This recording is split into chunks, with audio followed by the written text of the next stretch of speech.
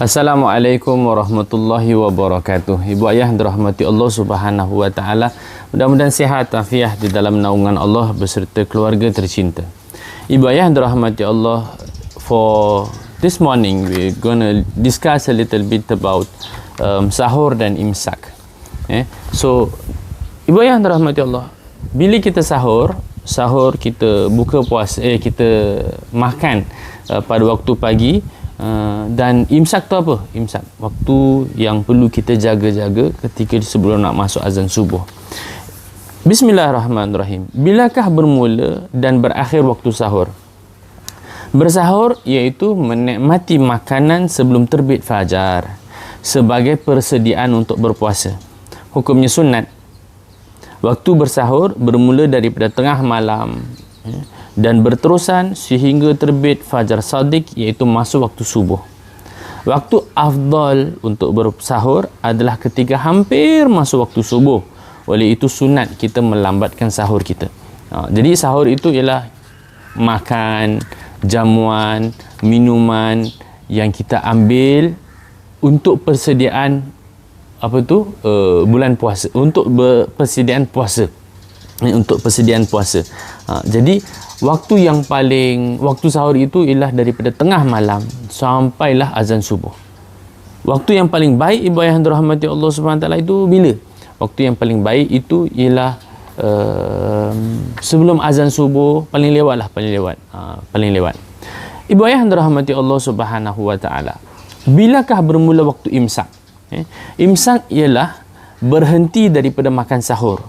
Walaupun waktu sahur panjang sehingga masuk waktu subuh, sunat imsak iaitu berhenti sahur sebelum masuk subuh sebagai mengikut sunnah Nabi Muhammad SAW.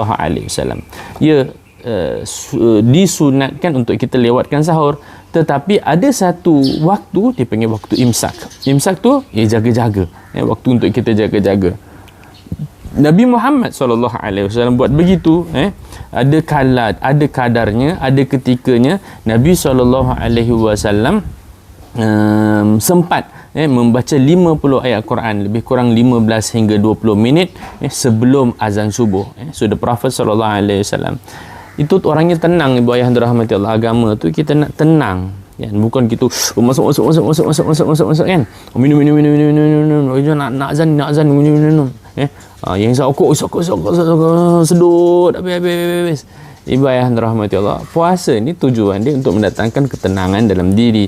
Kalau daripada awal sahur saja sudah tidak tenang, gimana keadaannya nanti waktu pertengahan dan waktu akhir nak buka puasa, kan?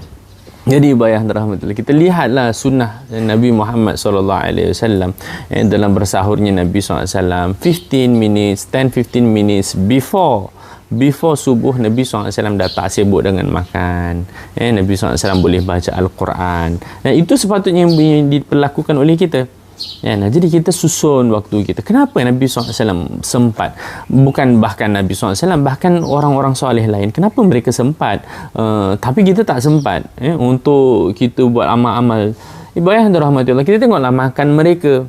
Makanan mereka itu Masya Allah tabarakallah, ubi direbus, masuk dalam air fryer berapa minit, rebus ke apa ke, keluarkan, makan macam tu saja.